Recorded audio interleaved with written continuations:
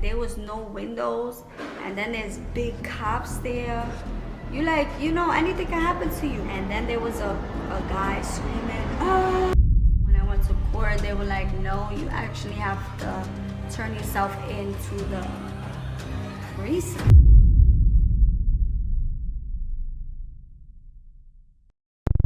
Well, what's up, Louis family? Welcome back to another video, and today I'm going to do a quick story time. It's actually a really funny, I don't know, it might be funny to you guys, but it was a shitload of stress for me, I'll tell you that much. Okay, so let me get into it. I know a lot of people were asking me like, oh my god, what happened to, why did you get locked up? Because of my dog, Loyal. I got a ticket, a dog roaming ticket, and of course I don't let my dog roam. You guys know I don't let my dog roam, but he's a husky, so sometimes he does escape.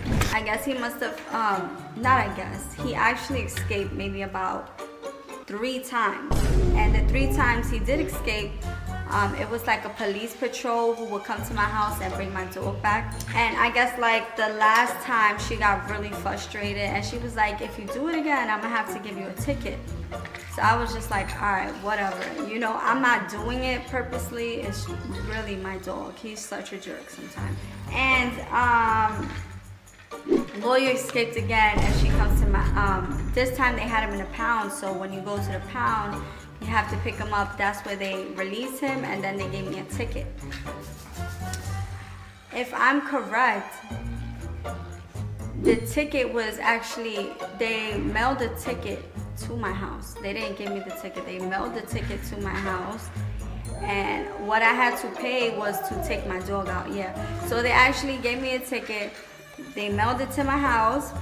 For some reason, someone went to the post office. I don't know who went to the post office. And they were telling, they went to, hey, pick up the snowman. Someone went to the post office. And they told the post office that I do not, the owner, Shane and I are the owner of this house, that I do not live there, and that not to get mail at that address because I don't live there. So they must have sent the ticket out, and when they sent the ticket out, I guess I wasn't receiving the mail. I didn't know nothing about the ticket. So I go to the post office, and when I go to the post office, I'm like, hey, like, why am I not receiving any mail? When they give me this mail, I start receiving mail. I received like a fine, like I'm in trouble. It's like a freaking warrant out for my arrest. All this stuff because I had a court day. I didn't show up to the court day. It was just a lot going on. So I decided, you know what? Let me go to court. I ended up going to court. They gave me a date. And I missed the first court date, but they gave me a second court date, so I went to that second court date. When I went there, I made it late. So when I made it late, I had to speak to a judge, and the judge tells me, oh, come back May 26th at 7 a.m.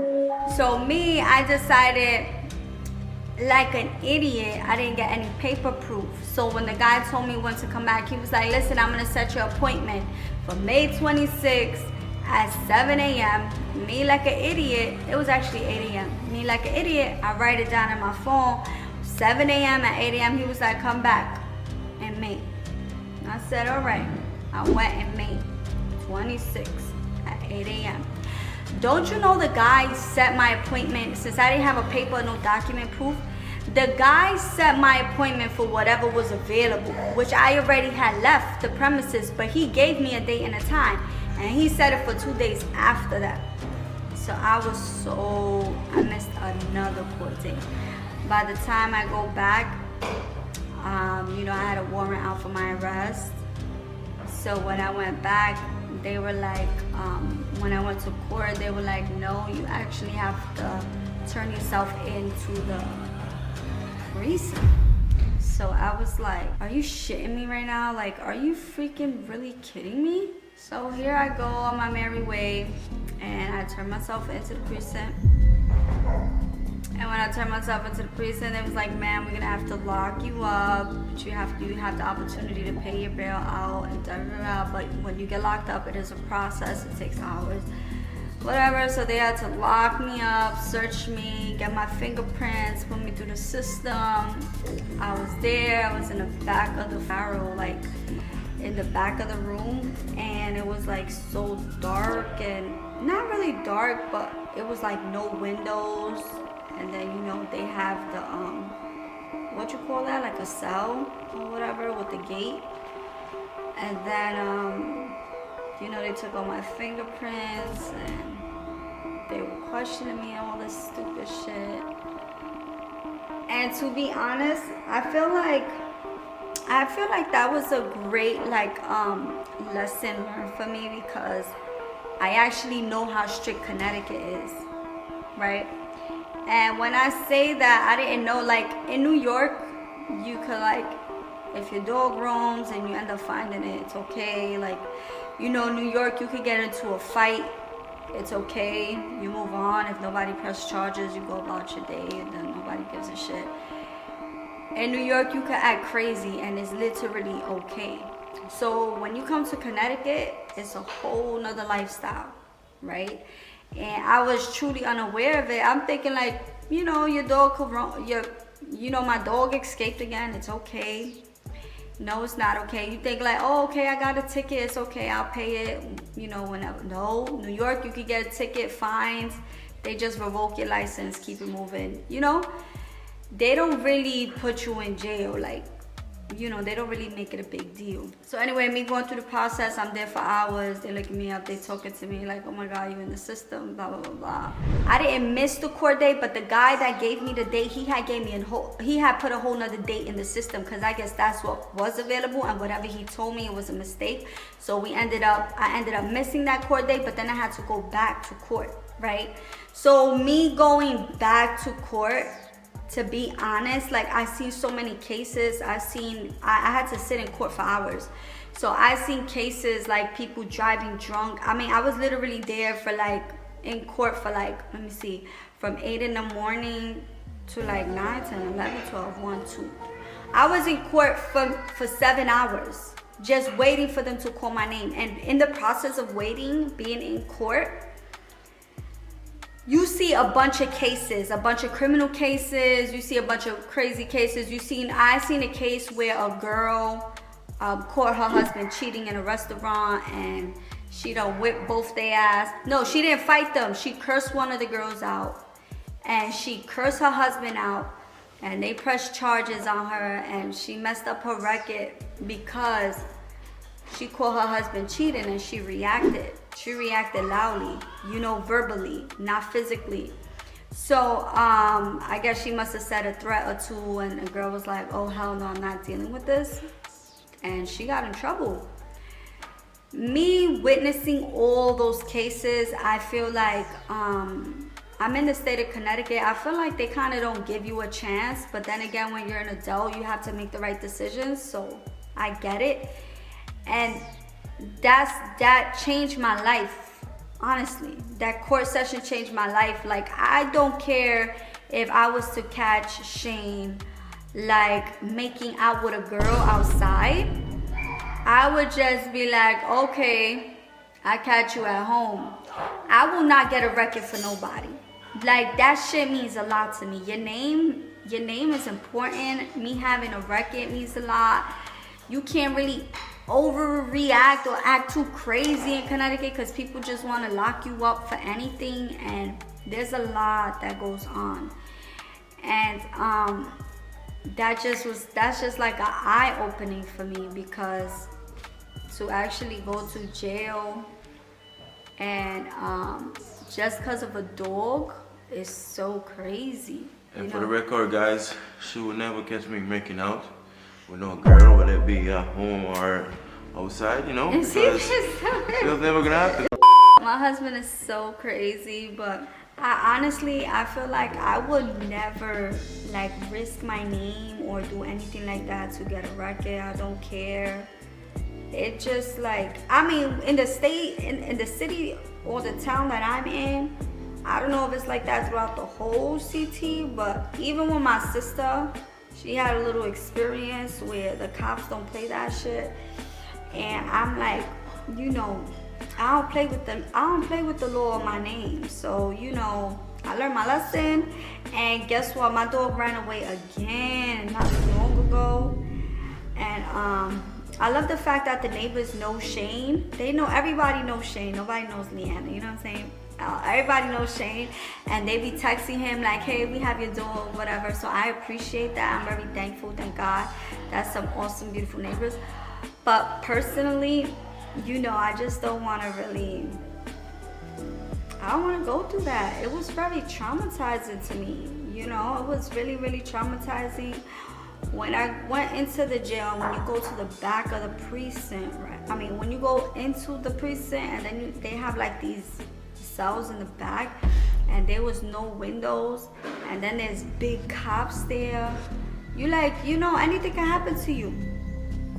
There's nothing there, no cameras, nothing. And then there was a guy screaming, ah, and then I was like on the other side, and it was just so crazy, because, you know, I'm not into jail. Like, personally, me, I defend myself. Like, don't get me wrong, nobody's gonna slap me in my face or bully me.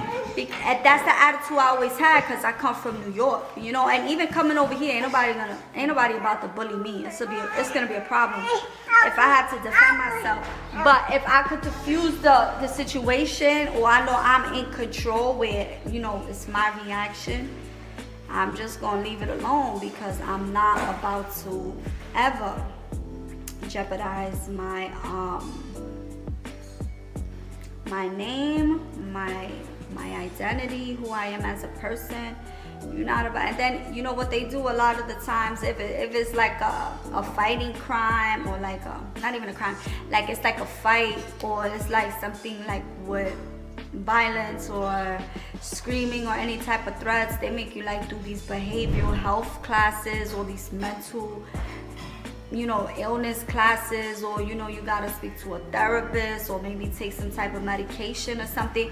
It gets crazy, you know, it's very crazy. And then it takes months to get off your record. You gotta prove and go to these sessions and prove that you complete the sessions, go back to court. That's just too much, you know what I'm saying? It's just way too much. It's not gonna work. It's not who I am. I'm way smarter than that, and I can control my emotions way more than that. But guys, that was the story. Hey, wanna come up? Come on. But guys, that was the story, and that literally happened to me. And I was so stressed. I was in court for hours, and I even like had my menstrual in court. And then when I got up to see the judge, it started coming down my leg everywhere. And I just had to stay there, like, still, like, please just let me go. And then the judge was like, do you plead guilty? And I'm like, no, bro, I don't plead guilty. I didn't let my dog roam. But it's like you have to plead guilty in order to drop. It's like no justice at all. You just have to plead guilty so they could drop everything. You pay your fine, and then you go about your day, and hopefully it never happens again. So this time when my dog left, he left not too long ago. Guess who had him? The same person that gave me the ticket. So basically, when the lady got the dog again, they have my number, and the dog's name is under my name in the town, because I have registered the dog and did everything. So she comes and calls me, oh, I have lawyer, whatever. And I was like, yo, you know what? Because I didn't even know he escaped. I was like, you know what? You can keep him. I'm not getting him back. She was like, oh, I'm sorry. I have to speak to your husband, because everybody has to speak to Shane. You know what I'm saying? Everybody. They already know I'm married. They want to speak to the man of the house. I said, this is some bullshit. So then after she spoke to Shane, and Shane was like, she was like, I want to speak to Shane. So I was like, okay, no problem. I'll have him call you. And Shane ends up calling her. And I was like, babe, what you really want to do? Because I'm really scared. I'm traumatized. You know, I cannot keep going to jail and keep paying all these fines. Mind you, the fine was like $15,000. She called Shane, and Shane was like, you know what, I think I'm gonna keep you. Shane was like, you know what, I'm gonna keep Lawyer. That's my guy. I love Lawyer to death. I said I love him to death too, but I don't love him enough to keep going to jail. And you know, we have him outside running all the time, and for him to break loose, like, he's too damn strong.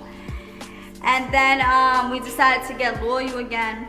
And then he escaped again, and the neighbors recently called us. But, you know, that was too traumatizing for me. So I learned the lesson. I don't care what goes on. Wherever I'm at, I'm always going to be in control. It ain't going to work. You ain't taking me out of character. You ain't about to press no charges on me. You ain't about to do none of that, because it just isn't going to work. It isn't going to work. Connecticut people are, you know, they really sensitive out here. And whatever, let them be sensitive, but me, they a little bit too sensitive, you know. I can't. I love myself, I love my name, my record and everything, and I have a clean record. Well, not anymore. According to Connecticut, I have a record because I let my dog roam. So now I'm known for that. But that's the end of the story. And that's why I will always remain so civil, no matter the situation. And I stood in court for 7 hours, and I seen hundreds of cases and hundreds of things that they had to go through. And it taught me a lesson. That's all I needed. So that's why no matter the situation, I will always be calm, y'all. I love you guys. I want you to like, share, subscribe. Let me know what you think about this. Tell me if you experienced anything like this. But baby, I love you guys.